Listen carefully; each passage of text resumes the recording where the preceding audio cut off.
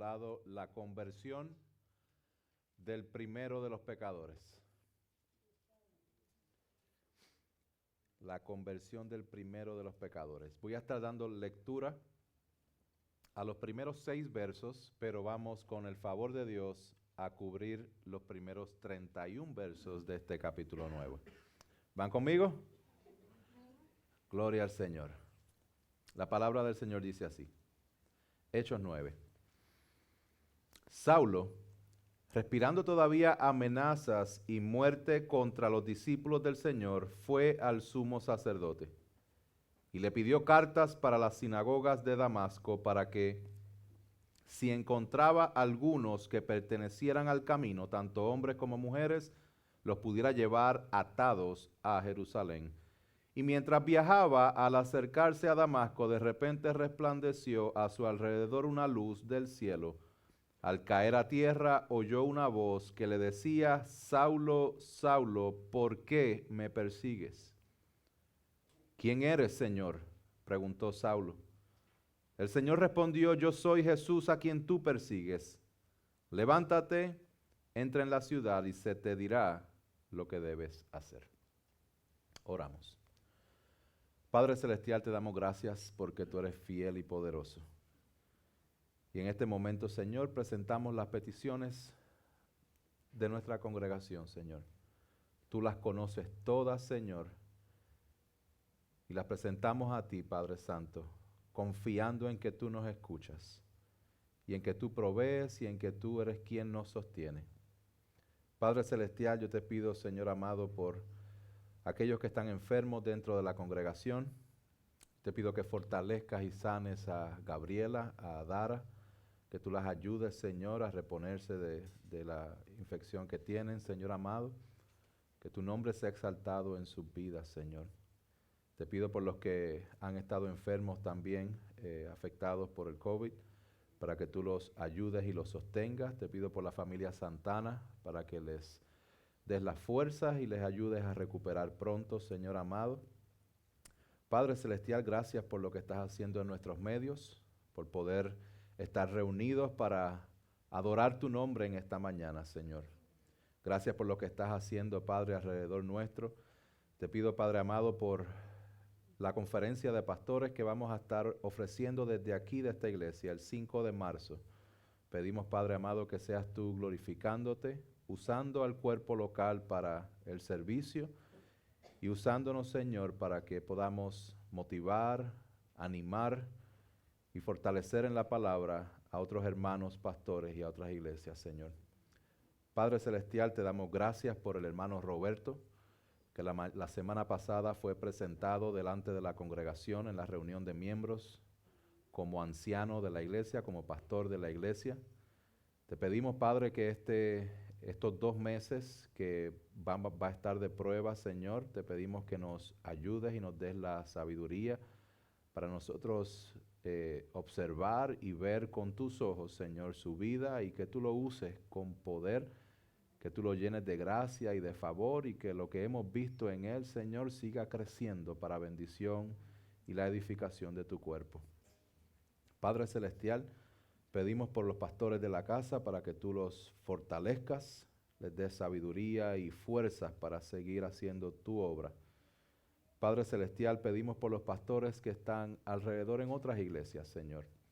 En este momento, Señor, pido por los pastores Dairón y Yuri Rodríguez, que están en Cuba. Pedimos, Padre, que tú los fortalezcas y los bendigas en la obra que ellos están liderando allá en La Habana. Padre Celestial, te damos gracias por permitirnos conocerles y por permitir la colaboración sana en tu palabra. Padre Celestial, ahora pedimos por nuestros corazones, para que tu Espíritu Santo sea hablando, y así como cantamos hace un rato, que tú hables, Señor. Habla, oh Dios, por medio de tu Espíritu Santo. Convéncenos, danos entendimiento, y que seas tú, Señor, el que habla y no yo. Que yo mengüe y que tú crezcas, en el nombre poderoso de Jesús. Amén y amén.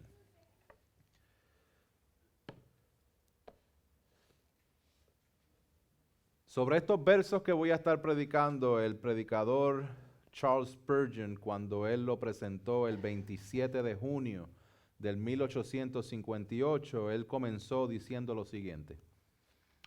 Él dijo: «Cuán maravillosa es la condescendencia que indujo al Salvador a fijarse en un ser despreciable como Pablo, como Saulo. Entronizado en los altos cielos en medio de las melodías eternas de los redimidos y de los seráficos sonetos de los querubines y de todas las huestes angélicas, es extraño que el Salvador se inclinara desde su dignidad para hablarle a un perseguidor. Ocupado como está tanto de día como de noche en argumentar la causa de su propia iglesia delante del trono de su Padre, únicamente la condescendencia le llevó, por decirlo así, a suspender su intercesión para hablar personalmente con uno que había jurado ser su enemigo. Y qué admirable gracia movió el corazón del Salvador a buscar a un hombre como Saulo, que había proferido amenazas en contra de su iglesia». Hermanos, el día de hoy vamos a estar tratando la conversión de el que él mismo dice que es el primero de los pecadores. Cuando él le hablaba a Timoteo en la primera epístola de Timoteo, versículo 15 del capítulo 1, él dice: «Palabra fiel y digna de ser aceptada por todos, Cristo Jesús vino al mundo para salvar a los pecadores, entre los cuales yo soy el primero». Ese es su assessment de sí mismo, del apóstol Pablo en ese momento, el primero de los pecadores. Y no porque esté jugando una falsa humildad, no es porque esté diciendo yo soy el más pecador, pero realmente lo que quiere decir es que véanme qué humilde yo soy. No, Pablo no está haciendo ese jueguito. Él está reconociendo su maldad y cómo la gracia del Señor le salvó. En Efesios 3:8 él dijo lo siguiente acerca de sí mismo. Él dijo: «A mí, que soy menos que el más pequeño de todos los santos, se me concedió esta gracia, anunciar a los gentiles las inescrutables riquezas de Cristo». Ese es a quien vamos a estudiar. La semana pasada, el miércoles, hablábamos de cómo Pablo le exhortaba a la iglesia cómo debe de conducirse, ¿verdad? Uno en la casa del Señor. Esto es los miércoles que estamos, estos anuncios no pagados, los miércoles estamos predicando primera de Timoteo. Ahora mismo no se pierda los miércoles a las 6:30 aquí, todos los miércoles. Entonces Pablo decía estas cosas, pero tenemos que retomar un poquito en el tiempo, virar hacia atrás, unos 30 años aproximadamente, y vamos desde el principio. Vamos a entrar en la historia donde el hombre que escribió 13 epístolas del Nuevo Testamento, cómo fue que el Señor lo salvó, cuál era su condición en ese momento y cómo fue que Dios en su misericordia le plació interrumpir los planes que tenía Saulo. Vamos a dar un poco de contexto con esto, porque ahora en el libro de los Hechos es cuando empezamos a transicionar de Pedro hacia Pablo. ¿Se acuerdan que en todos estos primeros 8 capítulos quien ha liderado en todo momento ha sido el apóstol Pablo, hasta Pedro en los primeros 8 capítulos, y luego cuando es por causa de la persecución ellos esparcidos y van a diferentes lugares, usa a Felipe para predicar en Samaria. Pero ahora hay un instrumento especial que el Señor va a escoger para que el evangelio sea llevado a los gentiles. Y este es el apóstol Pablo, que en este momento Lucas se refiere a él como Saulo. Está viendo una transición, el capítulo 9 al final y el capítulo 10 y el capítulo 11 vamos a ver las últimas intervenciones de Pedro y luego hay una transición completa hacia Pablo específicamente. La conversión de Pablo es un evento tan importante en la historia de la iglesia que aparece narrada 3 veces en el libro de los Hechos. Como si una vez no hubiese sido suficiente. 2 veces no hubiese sido suficiente, 3 veces. Lo vemos aquí en el capítulo 9, lo vemos en el capítulo 22 cuando él está delante de una turba en Jerusalén y lo vemos en el capítulo 26 cuando él está delante del rey Agripa. Todas estas cosas nos demuestran la importancia de este suceso. Además, Pablo menciona brevemente este mismo periodo en 1 Corintios 15 y lo hace en Gálatas capítulo 6. Es bien importante que entendamos algo, mis hermanos, que mientras el apóstol Pablo, vamos a decir Saulo, estaba con la mentalidad de matar y perseguir a los creyentes, él tuvo la bendición y la oportunidad de escuchar a un santo, escuchar a un creyente verdadero predicar el evangelio. Mientras Esteban estaba predicando el evangelio en el capítulo 7, y mientras ellos estaban con ira y con piedras en las manos, tan pronto él termina, empiezan a tirarle las piedras, dice en el capítulo 7 al final que Saulo era quien estaba liderando todo eso. Pero mientras él lideraba para matar, había un mensaje que él estaba escuchando. Gloria a Dios por eso. Vamos a comenzar con el verso 1, porque son 31 versos que vamos a cubrir hoy. Vamos a que el Señor nos ayude. Verso 1. Saulo. Vamos a detenernos ahí. Queremos cubrir mucho, pero tenemos esta idea y se nos ha enseñado de que Dios cambia el nombre, ¿verdad? De que Dios le cambió. No sé si esto está funcionando ahora mismo. ¿Se escucha? Ok. Para dejar esto claro, cuando hablamos de Saulo y cuando hablamos de Pablo, no es que haya específicamente habido un antes y un después con respecto a su nombre. Cuando hablamos de Saulo, estamos hablando de que Saulo es su nombre en hebreo. Y cuando hablamos de Pablo, es su nombre en griego. Vemos que Lucas, quien es que escribe el libro de los Hechos, en el verso 13, dice entonces Saulo, llamado también Pablo, lleno del Espíritu Santo. Entonces es importante que entendamos eso, que la historia suena bien bonita. Dios te cambia el nombre y ya no eres esto y ya no eres lo otro. Sí, eso es lo que dice específicamente el apóstol Pablo en 2 Corintios 5:17, que de modo que si alguno está en Cristo, nueva criatura es, las cosas viejas pasaron y aquí todas son hechas nuevas. Pero esa dinámica de que Dios le cambió el nombre no es lo que enseña Lucas en esta parte, sino que él tenía doble ciudadanía, él era ciudadano romano, él era judío, y entonces él utilizaba Saulo como hebreo y utilizaba Pablo como griego, que era el idioma oficial del tiempo. Es bueno que tengamos esa información. Dice Filipenses 3, 5 y 6, dice, circuncidado al 8º día, del linaje de Israel, de la tribu de Benjamín, hebreo de hebreos, en cuanto a la ley fariseo, en cuanto a celo, perseguidor de la iglesia, en cuanto a la justicia que es en la ley, irreprensible. Él era ciudadano judío, ciudadano romano, fariseo, y él era perseguidor celoso de la iglesia, creyendo que estaba haciendo la voluntad de Dios. Importante saberlo. Dice que Saulo estaba respirando todavía amenazas. Respirando amenazas. Saulo odiaba a la iglesia. No solamente odiaba a la iglesia, odiaba a todos los que tenían que ver con la iglesia. No solamente odiaba a todos los que tenían que ver con la iglesia, Pablo odiaba a Dios mismo, sin darse cuenta. Él pensaba que estaba sirviendo a Dios. Yo quiero que tengamos una idea más clara de lo que Pablo hacía o Saulo, y voy a estar Pablo o Saulo, pero saben que es la misma persona. Él mismo dice en el verso 9 al 11 del capítulo 26, yo ciertamente, habiendo creído que debía hacer muchos males en contra del nombre de Jesús de Nazaret.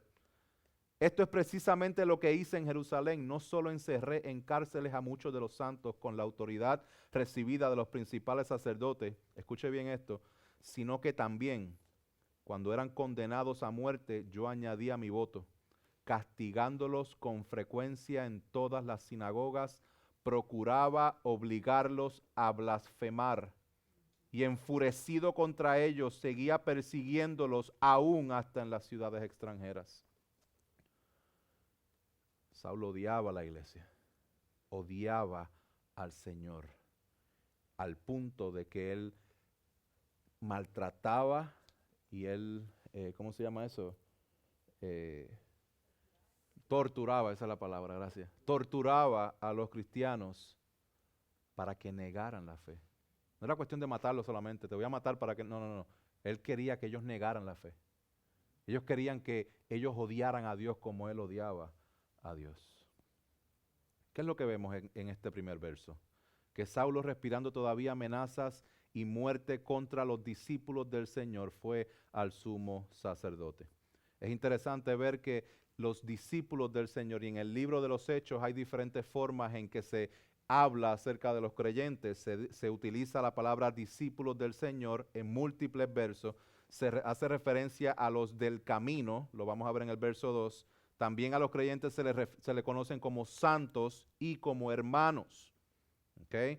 En el verso 2 dice: y le pidió cartas para las sinagogas de Damasco, para que si encontraba algunos que pertenecieran al camino, tanto hombres como mujeres, los pudiera llevar atados a Jerusalén. A los del camino. Él está buscando a los del camino. Este es el nombre, uno de los nombres que se utiliza para describir a los creyentes en el Nuevo Testamento.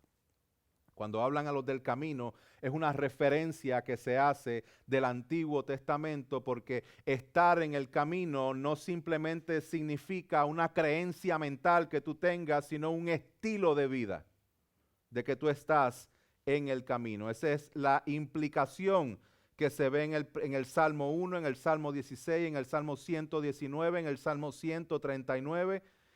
Y en el Nuevo Testamento nosotros vemos que Jesús específicamente dijo: yo soy el camino. Estar en Cristo es estar en el camino. Estar en Cristo es reflejar con nuestra vida. Es un estilo de vida en la cual nosotros estamos muriendo al yo constantemente y rindiéndonos a la voluntad del Señor. A esos son los que Pablo está persiguiendo, o Saulo. Y va a Damasco. Damasco queda aproximadamente unos 240 kilómetros al noreste de Jerusalén. Es un viaje largo. Hay que tener, hay hermanos que, bueno, a veces a nosotros dar un viajecito nos cuesta. A veces nosotros decimos: ay, pero es que eso me queda lejos. Eso me queda 30 minutos, 40 minutos, ¿verdad?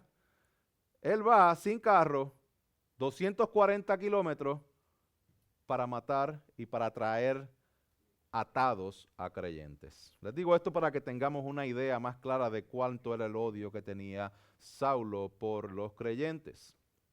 Luego dice: y mientras viajaba, al acercarse a Damasco, de repente a su alrededor una luz. Al caer a tierra oyó una voz que le decía: Saulo, Saulo, ¿por qué me persigues? En estos versos 4 y 5, primero vamos a ver un plan de Dios para salvar al primero de los pecadores. Un plan de Dios. Hay otra cosa que debo aclarar, hermanos.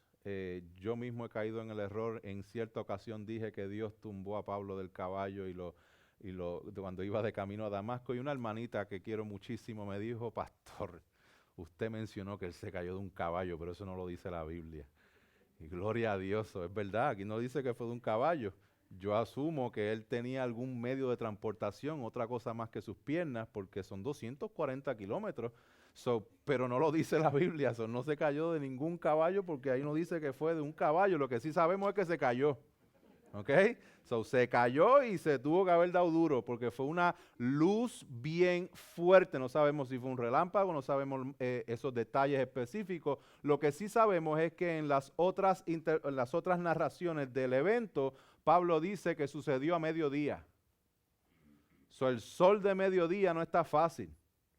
Y cuando estamos hablando del sol de mediodía y que de momento haya una luz más brillante que el sol, que sea la que te tumbe al piso, lo que Pablo estaba enfrentando no era cualquier cosa.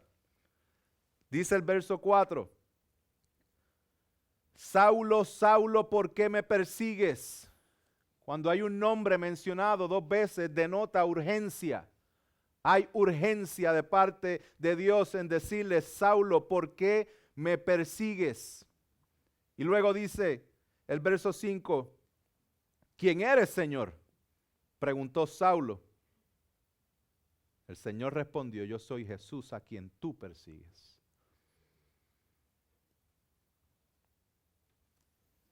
Aquí está haciendo efecto el mensaje que Pablo escuchó cuando Esteban fue apedreado. ¿Quién eres, Señor? ¿Quién eres, Señor? El Señor Jesús le dice, yo soy Jesús a quien tú persigues. Me perdí. Me perdí porque no era a los creyentes que estaba persiguiendo Jesús. No dice aquí en el verso 1 que estaba recibiendo amenazas, estaba respirando amenazas contra los discípulos del Señor. Eso no era contra el Señor, era contra los discípulos del Señor. Hermano, ¿usted se ha preguntado algún día por qué Jesús toma esto tan personal? Y Jesús mismo tiene que intervenir y decirle, Saulo, Saulo, ¿por qué me persigues? Es a mí a quien tú estás persiguiendo. ¿Ustedes se han dado cuenta de esto? De que el Señor Jesús toma de manera personal el ataque directo al creyente. Ahora, ¿qué hacían estos creyentes? Porque esto es importante que nosotros entendamos. Hay una razón en particular por la cual Pablo o Saulo está en dirección a Damasco para poder detener lo que estos creyentes están haciendo. Y estos creyentes, les voy a dar un repaso rápidamente. En el capítulo 2 vemos que descendió descendió el Espíritu Santo en Pentecostés y Pedro predica el primer mensaje de la iglesia. Pedro predicó a Cristo. En el capítulo 3 nosotros vemos que Pedro predicó de nuevo a Cristo luego de la sanación del cojo. Luego en el capítulo 4 ellos están delante del concilio, son arrestados y Pedro predica nuevamente a Cristo, predica a Jesús. También en el capítulo 4 los creyentes piden denuedo para seguir predicando a Cristo luego de ser amenazados para que no lo hicieran. ¿Qué hacían los creyentes? Predicando a Cristo. En el capítulo 5 vuelven a ser encarcelados, son liberados milagrosamente e inmediatamente se fueron a la sinagoga a predicar a Cristo. ¿Qué estaban haciendo los creyentes? Predicando a Cristo. En el capítulo 6, 7 diáconos son elegidos porque había un problema para que entonces ellos manejaran el problema y los apóstoles siguieran predicando a Cristo. En el capítulo 7 nosotros vemos que Esteban predica el mensaje de Pedro también, que es el mensaje de Jesucristo. En el capítulo 8 nosotros vemos que Felipe, cuando empieza la persecución, van a Samaria y él está predicando a Cristo. Versos 4 y 5 del capítulo 8 dice, así que los que habían sido esparcidos iban predicando la palabra. Felipe, descendiendo a la ciudad de Samaria, les predicaba a Cristo.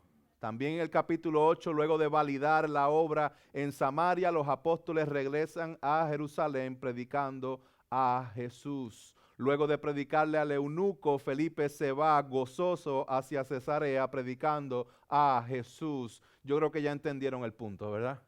El creyente predica a Cristo. El creyente predica a Jesús. Y por eso es que el enemigo de Dios va a querer detener al creyente, porque cuando detiene al creyente que predica a Jesús, piensa que está deteniendo a Dios. Por eso es que cuando Saulo va a atacar y va a tratar de detener lo que los creyentes están haciendo, Jesús dice, ¿por qué me persigues a mí? ¿Por qué me persigues a mí? Wow. Hermanos, ustedes saben lo que la palabra dice, se los leí hace un rato, se los mencioné, de que el que está en Cristo, nueva criatura es, las cosas viejas pasaron, aquí todas son hechas nuevas. Usted sabe que un poquito más adelante dice que nosotros somos embajadores. Como si Dios rogase por medio de nosotros, os rogamos. En el nombre de Jesucristo, reconciliados con Dios. Dios ruega por medio de nosotros, para que nosotros prediquemos a Cristo, porque en Cristo es la única esperanza que hay para la salvación. Hermanos, por eso es que Jesús interviene y dice, cuando persigues al creyente que predica de mí, me estás persiguiendo a mí. Qué interesante aquí, hermanos, que Pablo tenía un plan, pero Dios tenía otro. Él tenía un plan, pero Dios tenía otro. Y aquí vemos, hermanos, que Dios manifiesta soberanamente su poder en la vida de Saulo. No en la vida de los que andaban con él, porque vemos aquí en el verso 6. Yo soy Jesús a quien tú persigues, levántate, entra en la ciudad y se te dirá lo que debes hacer. Los hombres que iban con él se detuvieron atónitos, oyendo la voz, pero sin ver a nadie. La experiencia y el mandato y lo que Dios hizo fue específicamente con Saulo. Vemos la manifestación del poder de Dios en la vida de Saulo. ¿Qué pasó con los otros? No sabemos. Lo que sí sabemos es que Dios usa y salva a quien Él quiere salvar para su gloria. Dios no está tocando a la puerta de Saulo a ver si Saulo le iba a abrir la puerta de su corazón. Dios no pide permiso para cambiar los planes de Saulo. Muchas veces no pide permiso para cambiar los nuestros tampoco. Es importante que nosotros entendamos lo que significa la soberanía de Dios. Por eso es que Él es soberano y nosotros no. Dios tira al piso a Saulo del caballo, de los pies, no del caballo. Lo deja ciego. Lo humilla al punto que tienen que llevarlo de la mano a entrar a Damasco. Él llegó a Damasco. ¿Cuál era el plan de Saulo? Ir a Damasco. ¿Qué hizo Saulo? Llegó a Damasco.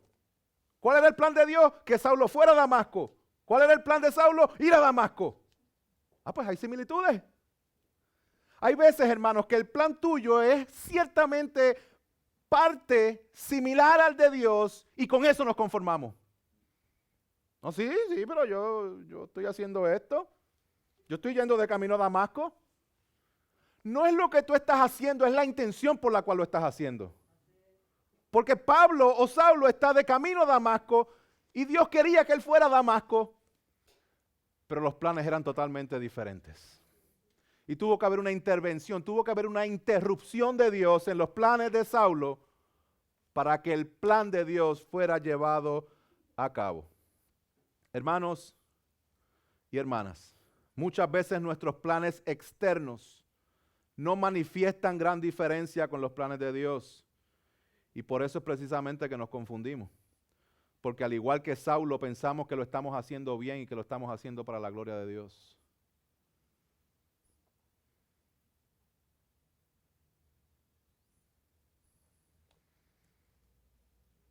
La pregunta no es cuál es tu plan. La pregunta es cuál es el de Dios. ¿Cuál es el plan de Dios para tu vida? ¿Es ese el que estás persiguiendo con toda tu fuerza? ¿Son tus planes motivados por la obediencia de Dios? ¿Es el fin de tus planes la gloria de Dios de acuerdo a su palabra? ¿O tu propia exaltación de acuerdo a tus opiniones?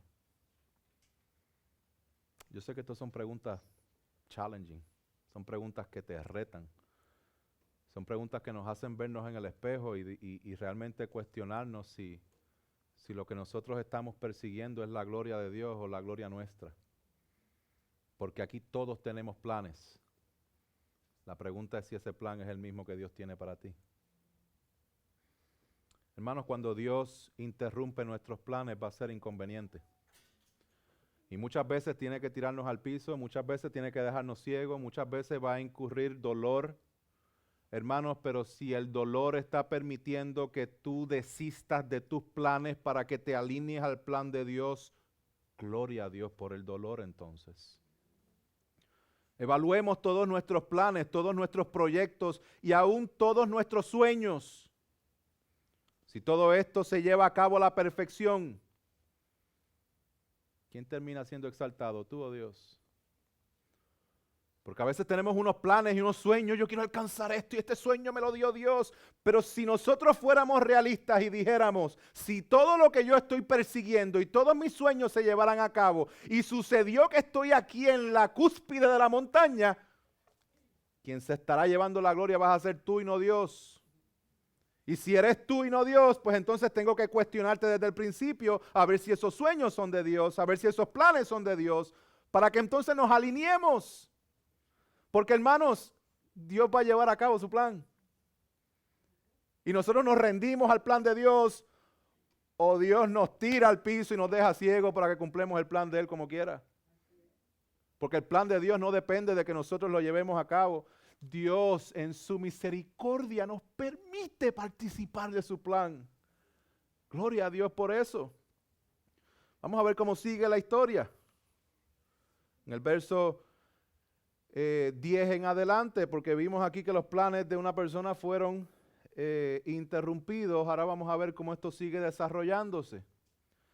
Había en Damasco, estoy en el verso 10, cierto discípulo llamado Ananías. Este no es el Ananías de Zafira del capítulo 5 que fueron exterminados, ya esos están 7 pies.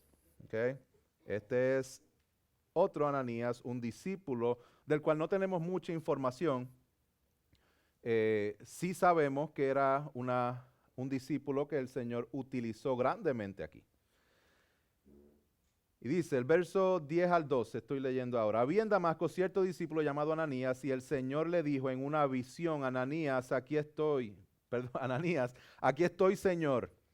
Contestó él. El Señor le dijo, levántate y ve a la calle que se llama Derecha y pregunta en la casa de Judas por un hombre de Tarso llamado Saulo, porque él está orando. Yo quiero que usted le preste atención a todos los detalles que están sucediendo aquí. Porque cuando nosotros vamos y vemos la forma en que el Dios poderoso obra, Él obra con muchos detalles. Él quiere estar claro y Él quiere demostrarnos que Él está en control de lo que nosotros pudiéramos decir que es insignificante. Dice el verso 12, y ha visto en una visión a un hombre llamado Ananías que entra y pone las manos sobre él para que recobre la vista. Pablo se quedó ciego. Lo tuvieron que llevar de la mano a un lugar que está en la calle que se llama Derecha, y le muestra en oración que va a venir alguien que se llama Ananías a orar por él, y le muestra a Ananías que hay alguien que se llama Pablo o Saulo, para que vaya allá y ponga las manos y ore y él recobre la vista. Aquí vemos la diferencia entre un hombre que tenía planes y sus planes fueron interrumpidos, a un hombre que tenía planes, pero sus planes es hacer la voluntad de Dios. Es un hombre con planes rendidos al Señor. Yo no estoy diciendo que usted no planifique nada en su vida. Por favor, planifique, porque el que no planifica, pues eventualmente va a estar en problemas, ¿ok? So, planifique su vida y no estoy diciendo que no planifique. Lo que estoy diciendo es que nuestra planificación, nuestros planes deben estar rendidos a los planes del Señor. Yo planifico, pero si en el proceso de la ejecución de mi plan me doy cuenta que el plan de Dios es otro, yo suelto mi plan y yo me ajusto al de Dios. ¿Cómo nosotros podemos tener claridad en esto? Pues en la palabra. Mientras más conocemos del Señor, más nosotros vamos a saber cómo llevar a cabo la obediencia y entonces planificar nuestras vidas de acuerdo a la obediencia en la palabra de Dios. Pero hay veces en que las cosas no son tan blanco y negro, son medias grises. Es normal que nosotros estemos en ciertas circunstancias en nuestra vida donde estemos planificando ciertas cosas que eso no era lo que debía hacer. Y Dios lo va a usar aún nuestros errores para su gloria. ¿Ok? Planifiquemos, pero es desarrollar un corazón, hermanos, que cuando nosotros planifiquemos algo, pero Dios nos demuestra que Él tiene otro plan, que nosotros con gozo digamos, yo no voy a seguir haciendo esto, porque el Señor quiere que yo haga esto. Eso es lo que hace Ananías. Es un hombre con planes rendidos al Señor. Y él contesta, aquí estoy, Señor. Contestó él. Versos 13 y 14 dice, pero Ananías respondió, Señor, he oído de muchos acerca de este hombre, cuánto mal ha hecho a tus santos en Jerusalén, y aquí tiene autoridad de los principales sacerdotes para prender a todos los que invocan tu nombre. ¿Tú estás seguro, Señor? ¿Tú sabes quién es Saulo?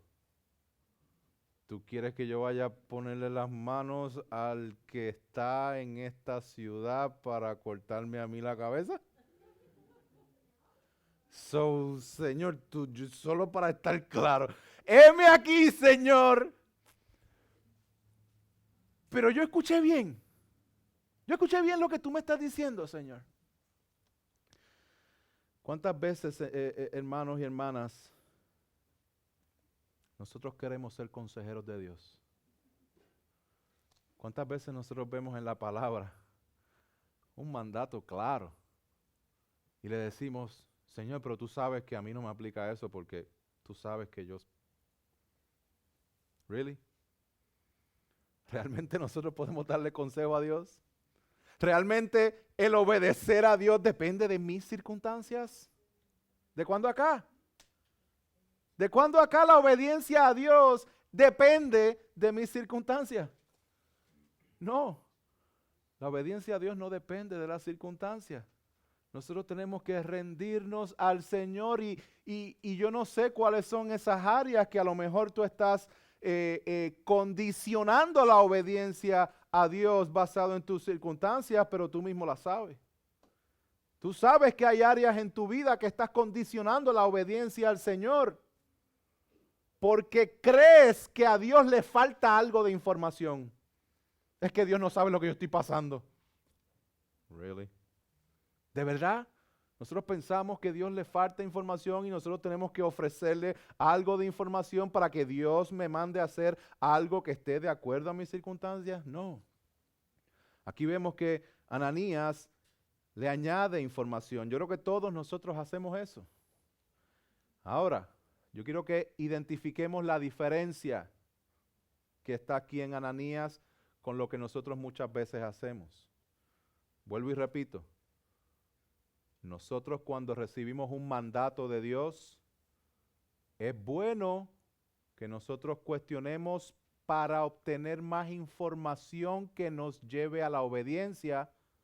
Es bueno que hagamos preguntas, no estoy entendiendo eso, clarifícamelo otra vez. Es bueno que hagamos preguntas, a mí me encanta cuando alguien está tomando notas y al fin del servicio me dijo, no entendí eso que usted quiso decir, ¿qué dice la palabra con respecto a eso? Gloria a Dios por eso. Porque ahí veo el hambre de querer rendirse a lo que la palabra dice. Eso es bueno. Usted haga preguntas, indague, busque más información, clarifique que usted esté haciendo la voluntad de Dios. Eso es bueno. Busque información para obedecer. No cuestione para justificarse en la desobediencia. Ahí es que están las dos diferentes vertientes de todo esto. Es normal que nosotros estemos confundidos muchas veces de primera instancia cuando vemos lo que Dios demanda de nosotros, porque nosotros estamos wired con este mundo y con muchas cosas que estamos cargando de nuestro pasado. Es normal que cuando recibamos un mandato específico del Señor, como que ¿qué?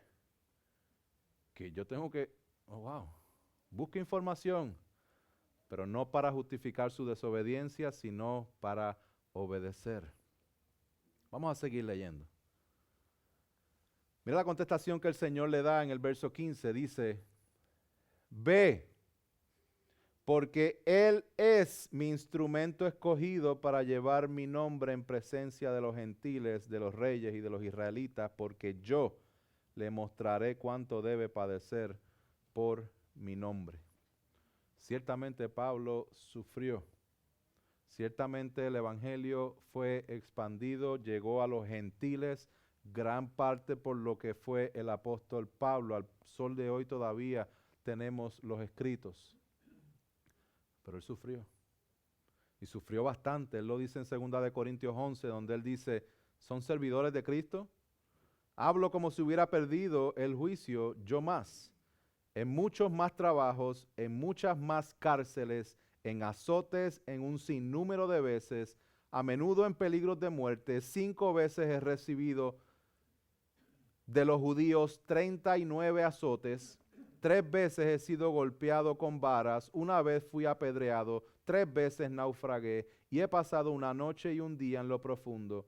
Con frecuencia en viajes, en peligros de ríos, peligros de salteadores, peligros de mis compatriotas, peligros de los gentiles, peligros en la ciudad, peligros en el desierto, peligros en el mar, peligros entre los falsos hermanos, en trabajos y fatigas, en muchas noches de desvelo, en hambre y sed, a menudo sin comida, en frío y desnudez. Ciertamente él sufrió.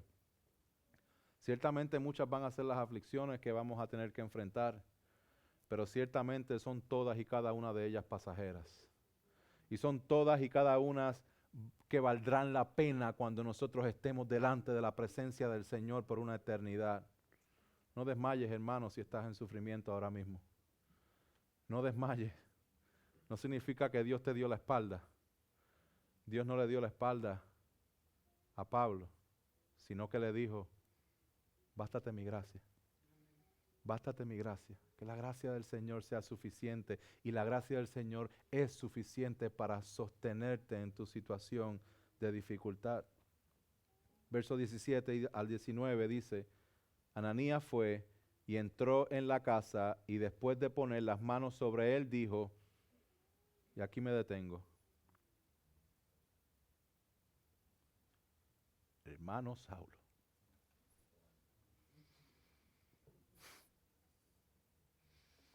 Procésalo, hermano. Él está aquí para matarme a mí y a todos los que son como yo.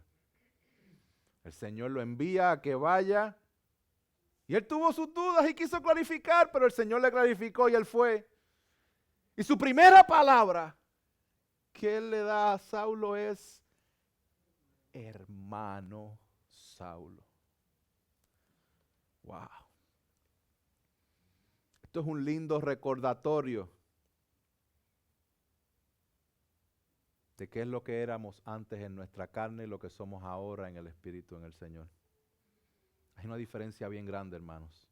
Lo que nos identifica como persona a nosotros no es nuestro pasado, ni nuestra profesión, ni lo que hacemos, ni nuestra nacionalidad, ni nuestras experiencias, ni nuestros problemas presentes. Nada de eso te identifica, nada de eso está tu identidad. No está ahí. Lo que nos une a nosotros no es el español.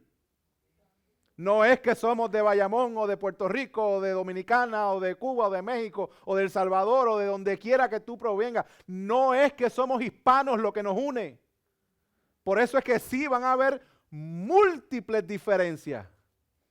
Pero cada una de esas diferencias nos recuerda que lo que nos une a nosotros es Cristo y nada más de lo demás. Es Cristo lo que nos une.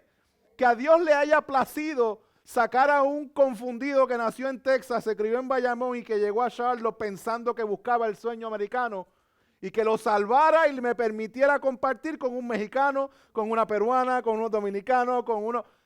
Esto es la gracia de Dios. Es la gracia de Dios que nos haya llamado de las tinieblas a la luz, que nos haya unido a un cuerpo de Cristo y que ahora nosotros pongamos en práctica los unos con los otros dentro de la iglesia local. ¿Para qué? Para nosotros alumbrar a Cristo en esta comunidad. Hermanos, ¿quién de ustedes nació aquí? A lo mejor alguno de los niños. ¿Verdad? Aquí, no, pero no fue aquí en Charlotte. Hermanos, ¿y cómo es que llegamos aquí a Rock Hill? ¿Usted no se da cuenta cómo Dios ha orquestado todos nuestros movimientos aún sin pedirnos permiso? ¿Cómo Dios ha ido moldeando y sosteniendo y guiándonos aún en los peores problemas? ¿Qué te dice a ti que Dios va a detener su obra en nosotros? Dios va a seguir haciendo lo que Él empezó, porque el que Él comenzó la buena obra la va a concluir, la va a llevar a cabo hasta el día del Señor. Descansa en el Señor, lo que nos une es Él y por eso es que Ananías llega a donde el hermano Saulo, no por lo que Saulo hizo, sino por lo que Dios hizo en él. Lo que Dios hizo en Saulo es lo mismo que Dios hizo en mí. Yo no tenía ninguna esperanza, Saulo no tenía esperanza, mi pecado es diferente al de Saulo, pero los dos éramos enemigos de Dios. Y a Dios le plació unirnos y hacernos parte de la misma familia con el mismo Padre, siendo herederos de Dios, coherederos con Cristo. ¡Wow!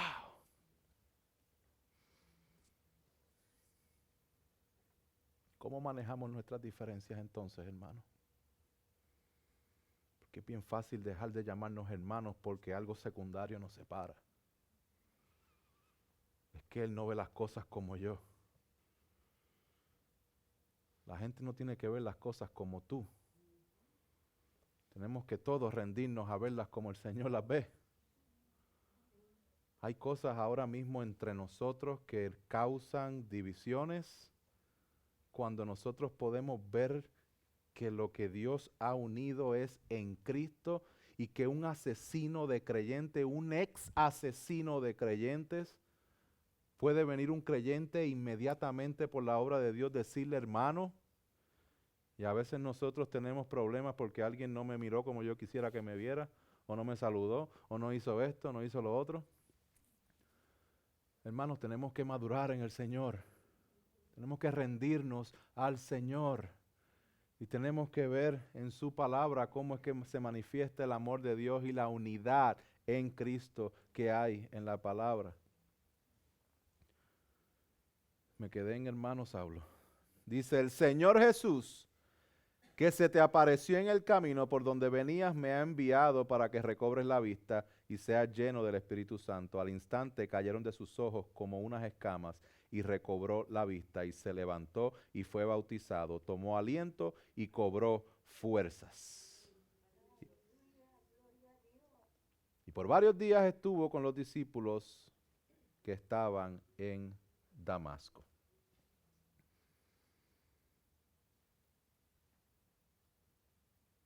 Llevaba 3 días sin comer. ¿Cuántos tienen hambre ahora mismo?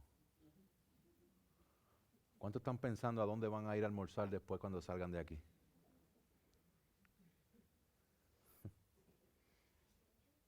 Si alguno tiene plano, me invita. ¿Ok? Ahora, es importante que entendamos algo aquí. Lleva 3 días sin comer. 3 días. Y dice aquí que al instante, en el verso 18, cayeron de sus ojos como unas escamas y recobró la vista y se fue a comer. No. Dice que al instante cayeron de sus ojos como unas escamas y recobró la vista y se levantó y fue bautizado. Mis hermanos, cuando Dios hace algo internamente, yo voy a querer publicarlo a todo el mundo externamente. Si tú no te has bautizado y eres creyente y dices ser creyente, el Señor te está llamando a que lo hagas públicamente y te bautices. Es una ordenanza de la iglesia. Habla conmigo después del servicio para que estés en obediencia, para que te bautices y tú compartas lo que Dios ha hecho contigo. Porque eso es lo que hace un creyente. Un creyente verdadero reconoce que no tenía esperanza, que estaba condenado al castigo eterno, pero Dios en su misericordia lo salvó. Y como fue salvo por gracia, Él va a querer decirle esto a todo el mundo. Él me salvó. Yo no tenía esperanza. Yo no tenía... Y Cristo me salvó. Quiero anunciarlo públicamente. De esto es que se trata el bautismo. El bautismo no es simplemente, ay, me voy a mojar. Me voy a meter debajo del agua a hacer un evento. Ahí, pues no, es que yo soy más privado y yo soy una persona más reservada. Hermanos, Cristo murió y fue exhibido públicamente para que nuestra fe fuera exhibida públicamente de la misma forma. El castigo lo recibió Él. Nosotros proclamamos lo que Él hizo. Vamos a seguir leyendo para que me dé tiempo. Verso 20 dice, enseguida se puso a predicar de Jesús en las sinagogas, diciendo, Él es el Hijo de Dios. Y todos los que lo escuchaban estaban asombrados y decían, ¿no es este el que en Jerusalén destruía a los que invocaban este nombre y el que había venido aquí con este propósito para llevarlos atados ante los principales sacerdotes? Pero Saulo seguía fortaleciéndose y confundiendo a los judíos que habitaban en Damasco, demostrando que este Jesús es el Cristo. Una vez más, hermanos, ¿por qué Jesús le dijo a Saulo, ¿por qué me persigues? Porque estaba persiguiendo a los creyentes y los creyentes predican a Cristo. Una vez Saulo es nacido de nuevo, cuando es salvado, cuando es convertido, dice enseguida. Ay, es que yo no sé, es que yo no... Enseguida. No, pero la palabra dice que uno no puede ser un predicador. Para ser un predicador no puede ser un nuevo convertido. Correcto. para ejercer una autoridad de liderazgo en la iglesia no puede ser un nuevo convertido. Pero para compartir lo que Cristo ha hecho contigo, enseguida tenemos que compartirlo. Enseguida. Obviamente no lo vamos a compartir con una riqueza y una profundidad teológica y no va a ser necesario. Es importante que entendamos la clave donde Pablo está diciendo aquí, Él es el Hijo de Dios. Miren qué sencillez de mensaje, hermanos. Yo soy pecador. Él es el Hijo de Dios, pagó el precio por mí. Yo tengo vida eterna. Haz tú lo mismo, cree. Arrepiéntete. That's it. Ese es el mensaje. Yo soy pecador, Él es santo y Cristo pagó el precio por mí. Hermanos, nosotros tenemos que aprender el Evangelio de una forma tan profunda en que la podamos comunicar de una forma bien sencilla. Porque muchas veces pensamos que no lo estamos haciendo, pero es porque lo hacemos superficialmente, no entendemos bien lo que es el Evangelio. El Evangelio no es necesariamente que Dios te salvó de lo que tú hacías antes, lo cual sí te salvó de lo que tú hacías antes, pero el Evangelio y las buenas nuevas de salvación es que la esperanza está en Cristo. Los creyentes predican a Cristo. Los creyentes predican a Cristo. Los creyentes predican a Cristo. Si somos creyentes, predicamos a Cristo. Los creyentes predicamos a Cristo. Dios comienza a usar a Saulo de manera inmediata para compartir a Cristo, pero su proceso para poder ejercer la autoridad apostólica y de liderazgo de la iglesia tomó años. Esta es la parte que nosotros no entendemos aquí y quisiera poder traer un poquito de luz, porque decimos que Pablo se convirtió y ya lo convirtieron en apóstol al día siguiente. No. En Gálatas, él da información acerca de esto en el verso 15. Él dice, pero cuando Dios, que me apartó desde el vientre de mi madre y me llamó por su gracia, tuvo bien revelar a su Hijo en mí para que yo lo anunciara entre los gentiles, no consulté enseguida con carne y sangre, ni subí a Jerusalén a los que eran apóstoles antes que yo, sino que fui a Arabia y regresé otra vez a Damasco. Entonces, 3 años después, subí a Jerusalén para conocer a Pedro y estuve con él 15 días. Eso fueron años. Para entonces él ir adelantando en la ejecución del plan que Dios tenía para él, de él ser apóstol, de llevar el evangelio a los gentiles. Pero ¿desde cuándo compartía a Cristo? Enseguida. ¿Cuándo lleva a cabo su autoridad apostólica? Luego. Vamos a seguir leyendo, verso 23. Después de muchos días, ahí está. Después de muchos días, vemos que han pasado por lo menos 3 años, ¿no? Los judíos tramaron deshacerse de él, pero su plan llegó al conocimiento de Saulo y aún vigilaban las puertas día y noche con el intento de matarlo, pero sus discípulos lo tomaron de noche y lo sacaron por una abertura en la muralla bajándolo en una canasta. Esa es la salida triunfal de Pablo de Damasco. Él iba a full force, a toda fuerza, con toda la autoridad que le habían dado los del Sanedrín para él matar y traer y atar los cristianos. Y 3 años después, lo querían matar a él y lo tuvieron que sacar escondido en una canasta.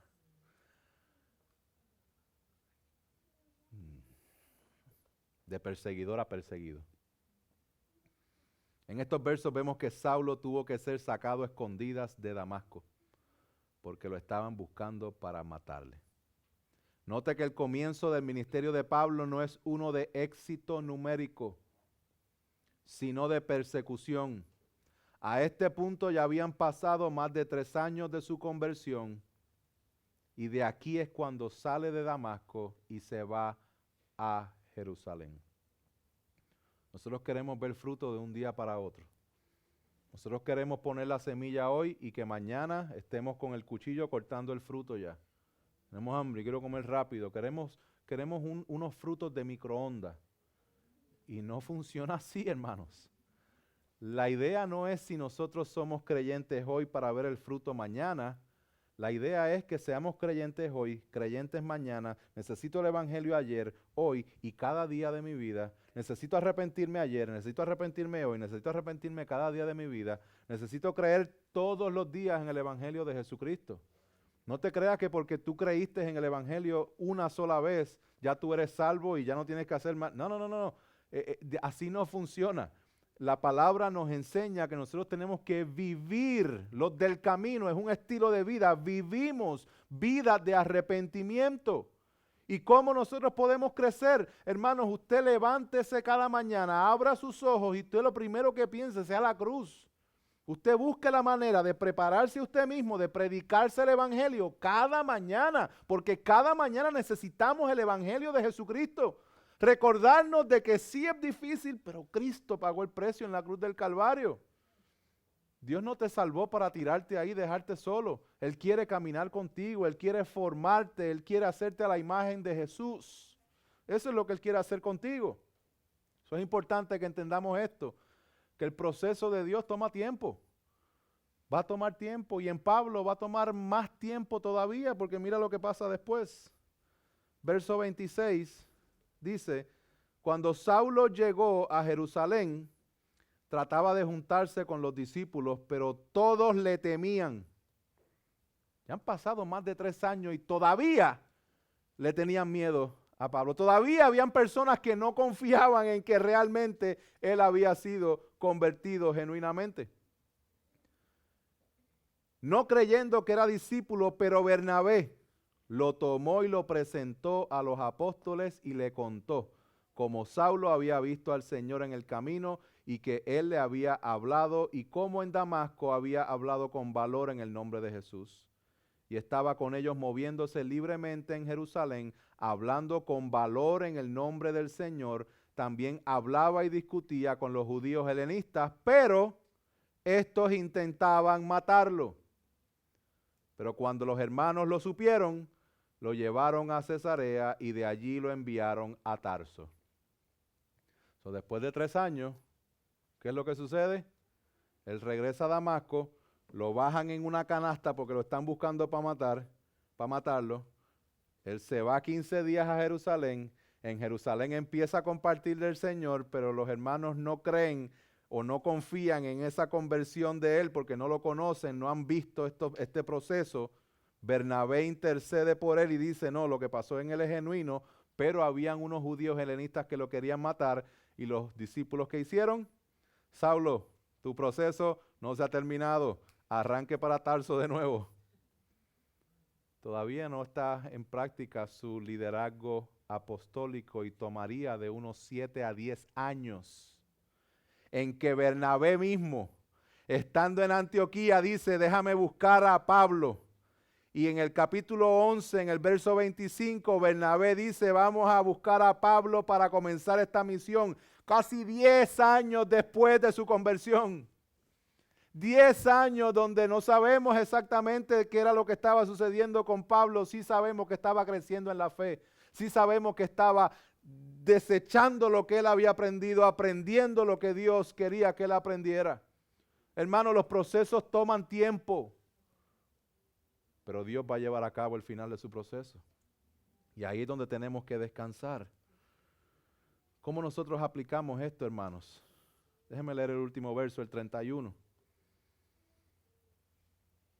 Entre tanto la iglesia gozaba de paz por toda Judea, Galilea y Samaria, y era edificada y andando en el temor del Señor y en la fortaleza del Espíritu Santo, seguía creciendo.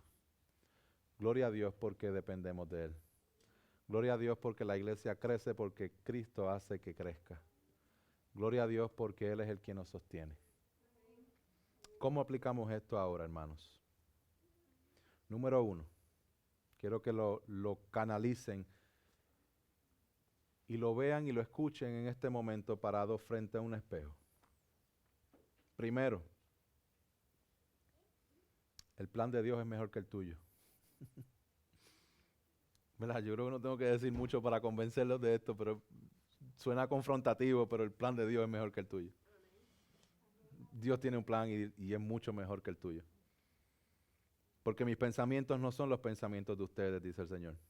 Ni sus caminos son mis caminos, declara el Señor. Porque como los cielos son más altos que la tierra, así mis caminos son más altos que sus caminos. Y mis pensamientos más que sus pensamientos. Pablo mismo dice a Timoteo, en 2 de Timoteo 1:9, Él nos ha salvado y nos ha llamado con un llamamiento santo, no según nuestras obras, sino según su propósito y según la gracia que nos fue dada en Cristo Jesús desde la eternidad.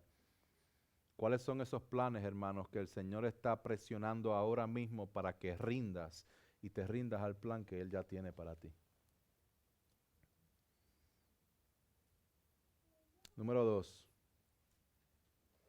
¿Cuáles son esas áreas en que nosotros estamos tratando de aconsejar a Dios? En que le estamos diciendo a Dios, yo creo que te falta información, déjame informarte. Cuestionemos los mandatos de Dios con el propósito de obtener claridad para la obediencia, no como una excusa para no obedecer. Número 3, hermanos, los creyentes predican a... Esta semana, hermanos, camina entendiendo que si eres creyente, predicas a Cristo. No debe ser fácil el tú pensar, pero ¿cómo le predico a Cristo? ¿Cómo va a hacer que esto suceda? El Señor va a permitir que eso suceda, pero tienes que tener en mente y tienes que prepararte para compartir a Cristo en todo momento. ¿Cuánto estás pidiéndole al Señor que te dé sabiduría para que puedas compartir el Evangelio? Le estás pidiendo al Señor, Señor, tráeme una persona el día de hoy. Y cuando te trae una persona, no, esa no, tráeme a otra, ¿verdad? No, hermanos, nosotros tenemos que predicar a Cristo. Si eres creyente, predica a Cristo. Predica a Cristo y cualquier conversación que tengas, trata de ver cuál es la puertita que va a estar ahí. Por aquí te voy a presentar el Evangelio. Por aquí voy a entrar para presentarte que somos pecadores, no hay esperanza, pero Cristo está ofreciendo esperanza por la obra que Él completó en la cruz del Calvario. En Él está la esperanza. Si eres creyente, predica a Cristo. Somos la iglesia, predicamos a Cristo. No debe ser algo extraño, algo extranjero, algo que es ajeno a nosotros el predicar a Cristo. Debe ser nuestra norma, predicar a Cristo donde quiera que nosotros vayamos. Número 4, hermanos, el proceso de Dios tomará tiempo. Tomará tiempo. Si estás aquí es un gran indicativo de que Dios comenzó tu proceso y si lo comenzó, estoy convencido precisamente de esto, que el que comenzó en ustedes la buena obra la perfeccionará hasta el día de Cristo Jesús. Y por último, hermanos, escúchame bien. Si Dios pudo salvar a Saulo y pudo salvarte a ti, y pudo salvarme a mí, también puede salvar a la persona por la cual estás orando.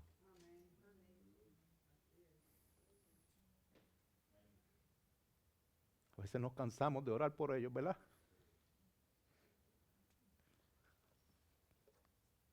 Como si esa oración se hubiese estancado en algún lugar y ya Dios no la fuera a contestar. Pero Dios un día le plació tumbar a Pablo al piso y dejarlo ciego, intervenir, interrumpir sus planes. Si Él pudo hacer eso con Saulo, Él puede hacerlo con tus familiares. Él puede hacerlo con tus vecinos. Él puede hacerlo. Sigamos confiando de que Él puede hacerlo, pero sigamos predicando a Cristo porque eso es lo que fuimos llamados. Descansa en el Señor. La salvación es del Señor. Los vasos y los instrumentos somos nosotros para compartir ese gran mensaje. Prediquemos a Cristo, pero descansemos en el Señor. Aunque parezca imposible, hermanos, recuerda que Jesús dijo, lo imposible para los hombres es posible para Dios. Dios puede salvar. Y Dios está en el negocio de salvar todavía. Mientras estemos aquí, Dios salva. Concluyo haciendo un llamado. Te comparto una cita del pastor John Piper. Él dice, la conversión de Pablo fue para nosotros. Debemos tomar esto de un modo muy personal. Dios nos tenía en mente cuando eligió a Pablo y lo salvó por medio de su gracia soberana. Por esa razón, Pablo dice que su conversión es una demostración brillante de la paciencia de Jesús. Y esto es lo que Él les ofrece hoy.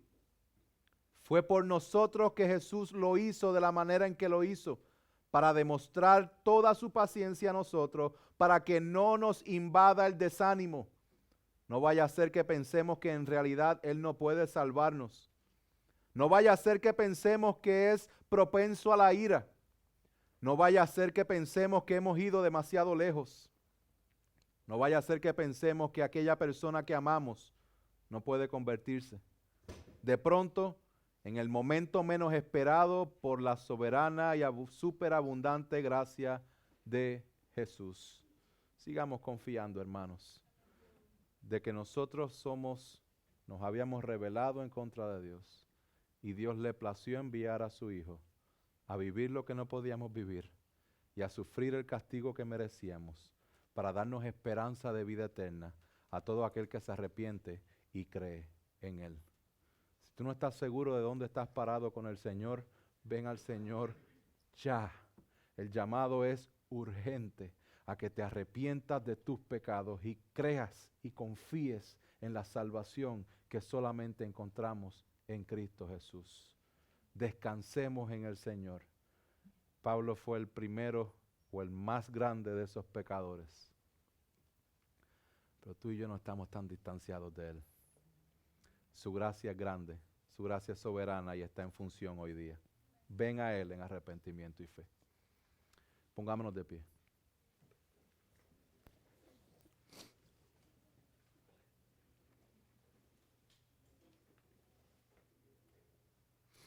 Que nuestra respuesta en esta mañana sea la respuesta que Job le dio al Señor luego de haberse Dios revelado quién era Él específicamente.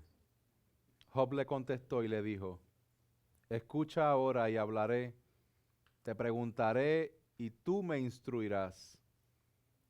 He sabido de ti solo de oídas, pero ahora mis ojos te ven. Por eso me retracto y me arrepiento en polvo y ceniza. Que esa sea nuestra respuesta en esta mañana. Padre Santo y bueno, glorifícate en esta mañana, que tu Espíritu Santo nos convenza de pecado, que podamos venir a ti en arrepentimiento y fe, y que tu nombre pueda ser exaltado en el nombre poderoso de Jesús. Amén y amén.